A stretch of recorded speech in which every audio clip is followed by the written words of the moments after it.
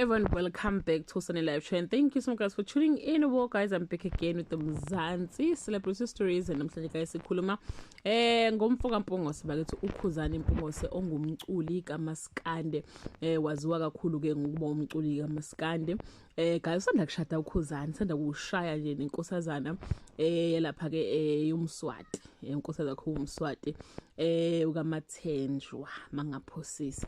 So guys, uKhuzani namhlanje postile ke wathi ke kungena ikhole esuka kubaba uSobhuza enseleni, wathi kuba muhle umsebenzi owenzile ukuvusa ikhaya likayihlo. Wathi ucela sihambe nomakoti siye kwi-honeymoon siyophumula, ucela ukufaka u150,000 siye noma imkuphi lapho sithanda ukuya khona. Awu madoda, angikwazi lokho kuthandwa okungaka okuvela ezulwini.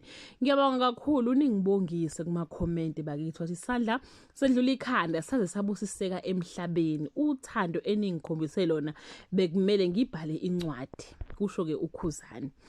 uKhuzani bakithi uyintandane kahle kahle ngoba phela akasenabo abazali, akanawo umama, akanawo ubaba, akasenagogo, akasenamkhulu, uyingane nje engasenabo ke abazali, kodwa ke ubonga uthando enimkhombise lona.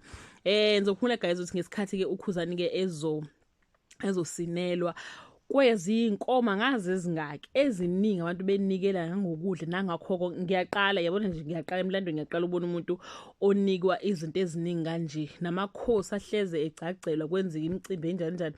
Angikaze ngibona umuntu ophintweni izinto eziningi kanje. Yabona ke ubaba uSobhuza ke naye cha, hayi no, hayi uyinsizwa ubaba uSobhuza. Imali engaka 150,000 umupha phi umuntu uthi akaye ku-honeymoon, yazi ukuthi 150,000 kwabanye bethu ungaqeda zonke inkinga esinazo. Nkosi yami, ungaqeda zonke inkinga esibhekene nazo, kodwa nje kuthiwa uKhuzani akahambe ke ayiholidini nonkosikazi wakhe. Hayi cha, uthi asimbongise, siyambongisa ngampela ke umfoka Khuba.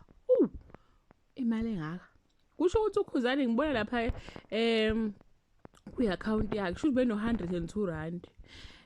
Sesifakwe imali ye150 wasiba no150,000 and 102 rand 14 cent. Hayi cha, iningi le mali, cha siyambongisa bakithi. Nobaba ke uSobhuza impela engazuthi ke inkosi ngambusisa. Angazi guys ukuthi uKhuzani lezi izimali ezingaka azitholayo uzodeclare neSARS, ngoba ngandlela abhale ngakhona ziningi imali ayitholile eyidinga ukuthi uSARS intela ahamba ayobonana nabentela asho ukuthi unikelelwe imali engangalezi. Sibona bamtext noma bamtext yini. But anyway guys, siyambongela kakhulu umfoka Khuba. That bring us to the end of this video. Do leave your comment below and share your opinion. Bye.